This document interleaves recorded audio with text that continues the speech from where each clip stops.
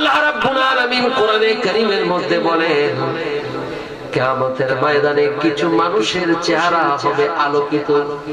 ইয়াউমা তাবিয়াদ্দু উজুহুন ওয়া তাসআদ্দু ওয়া তাসুদ্দু উজুহুন।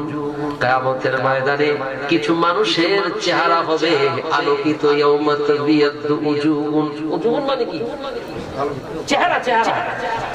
আল্লাহ রাব্বুল আলামিন বলেন কিয়ামতের ময়দানে কিছু মানুষের চেহারা হবে আলোকিত, কিয়ামতের ময়দানে কিছু মানুষের চেহারা হবে অন্ধকারাচ্ছন্ন। প্রশ্ন করা হলো হযরতে আব্দুল্লাহ ইবনে আব্বাস, যিনি হলেন রাইসুল মুফাসসিরিন, পৃথিবীর সমস্ত মুফাসসিরদের যিনি শিরোমণি, তাকে প্রশ্ন করা হলো আল্লাহ রাসূলের চাচাতো ভাই, ওহে আব্দুল্লাহ ইবনে আব্বাস একটু বলো কিয়ামতের ময়দানে আল্লাহ বলেছেন চেহারা আলোকিত হবে, এরা কারা? হযরত আব্দুল্লাহ ইবনে আব্বাস বলেন আন্নাহুম আহলে সুন্নাহ ওয়াল জামাআহ।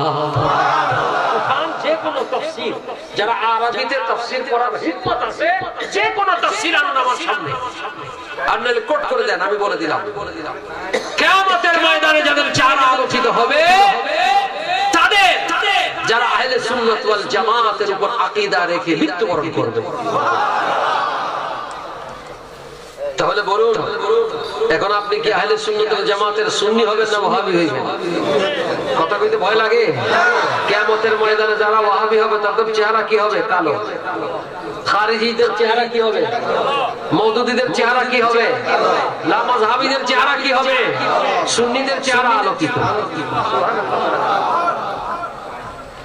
এজন্য আলা হযরত মাওলানা আহমদ রাজা খান সাহেব ফাজিল বরেলভী আলাইহি রহমত বড় চমৎকার করে বলছেন, গোলামে আহমদে मुख्तारे यूं पहचाने जाएंगे हम कि महशर भी होगा उन्हीं का नारा या रसूल अल्लाह।